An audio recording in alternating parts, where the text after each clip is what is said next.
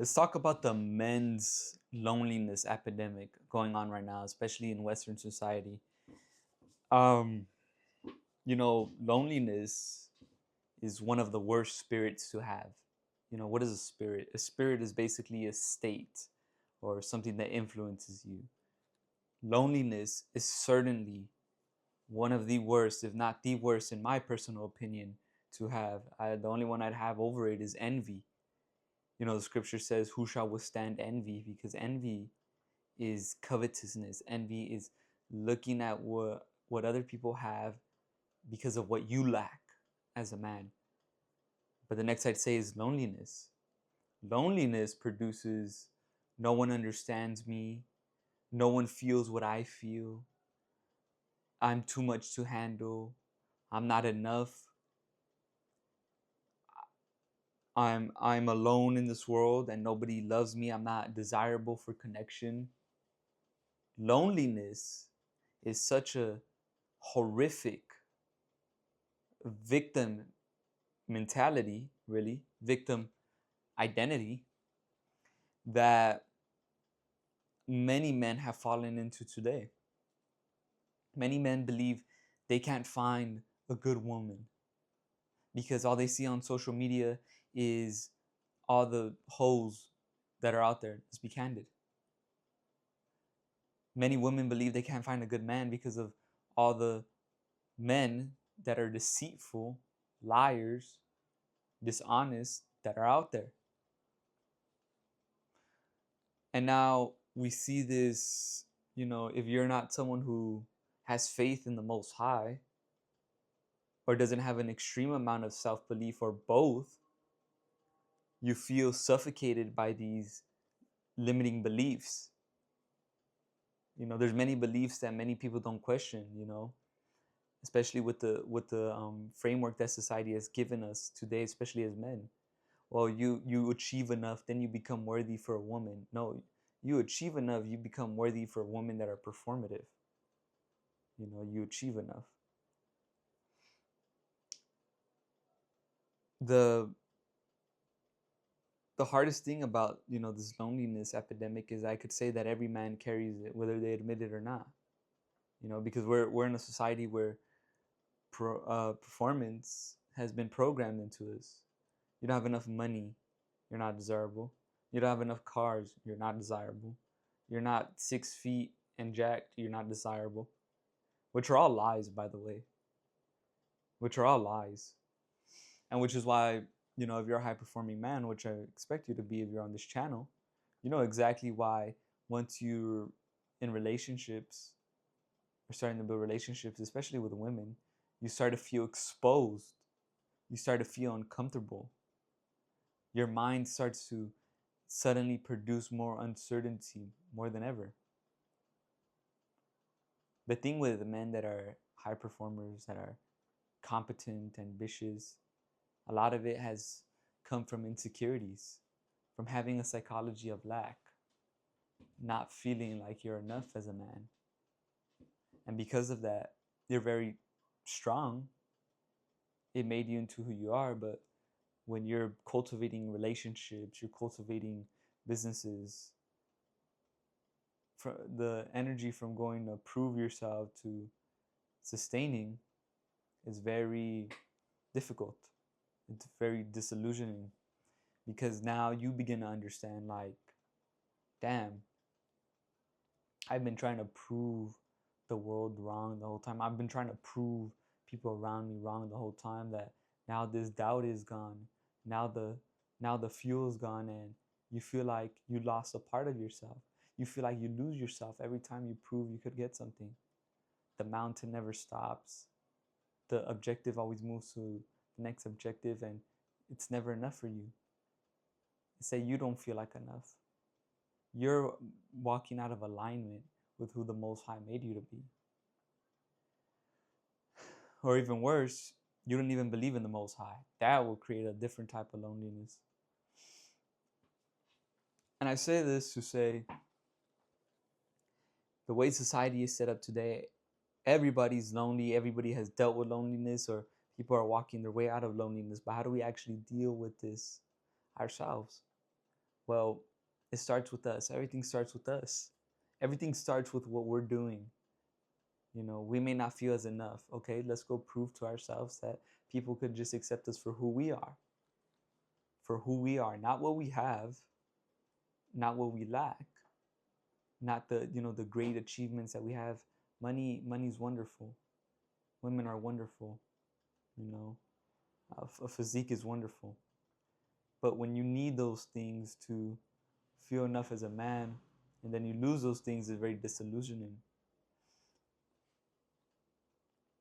Loneliness is really, extreme feelings of undesirability,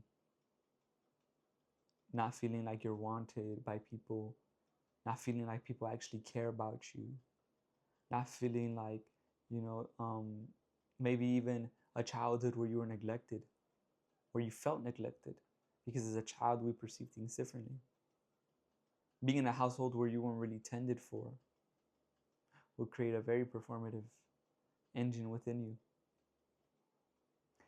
All of us have childhood traumas, things that our child self perceived differently.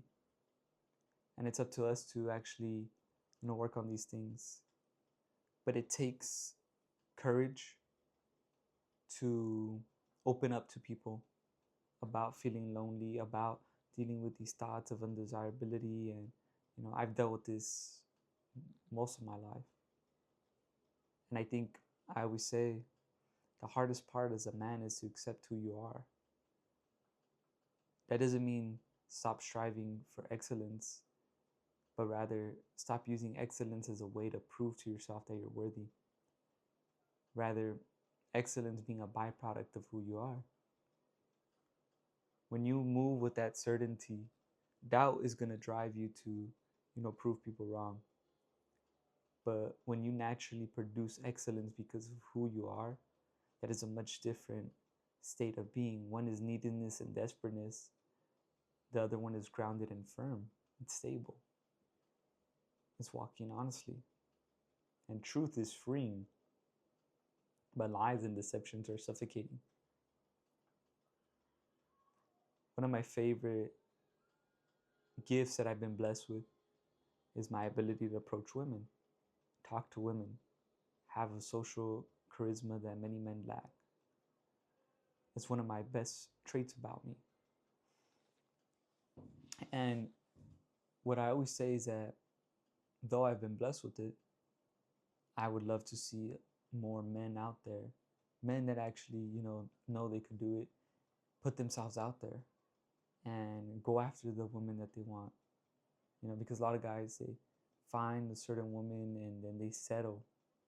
And then they end up in relationships where the connection is so toxic and they feel suffocated and they feel trapped. And that our identity, our spirit gets attached to familiarity very quickly, how our heart does. So whenever you guys are dealing with toxic women, toxic connections, it's familiar to you in some type of way or form or shape. And I say that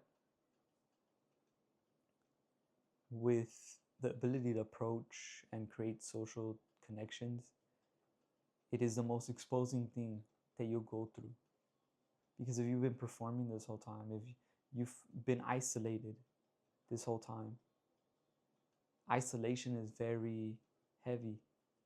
This life is a team game, and you need brothers and sisters, perhaps. You need women in your life to help you really experience the fullness of life, but for you to also help them, which I think is much harder to accept. To realize that people actually care for you and believe in you and actually trust you, and that you do a disservice to them when you're not walking as who you are. And you're dueling yourself and becoming like everyone else when you're walking from a performative version of yourself.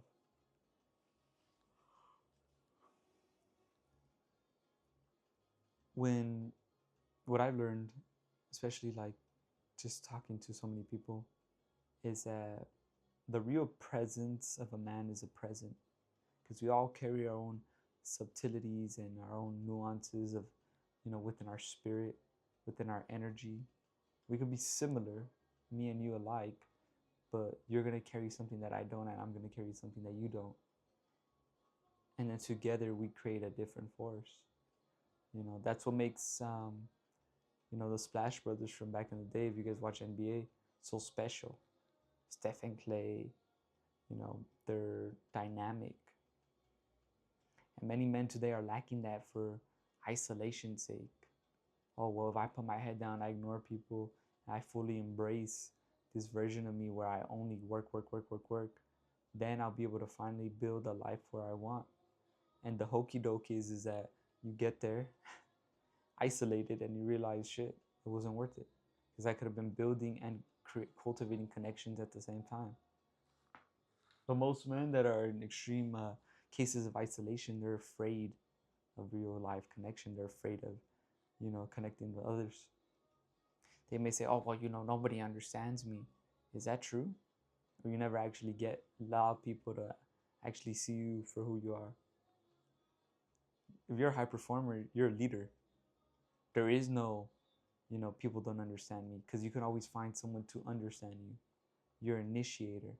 You set the guide, you set the direction, you set the course. There is no excuses for us. Just as we're competent in our jobs, in our businesses, in our physiques, social dynamics, we have to be just as competent, because we're natural leaders, we're natural directors of life.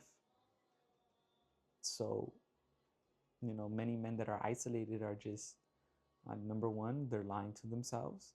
Number two, you know, they're addicted to the loneliness, because loneliness is also very seductive. Loneliness makes you feel powerful. What's powerful about being alone? That you don't have to carry any responsibility of anybody else. That you don't have to carry anybody else. And carry is very associative with a burden. You're burdened by other people, because most oftentimes than not, you feel burdened by yourself. You feel like you're a burden. So what do? You project it onto others.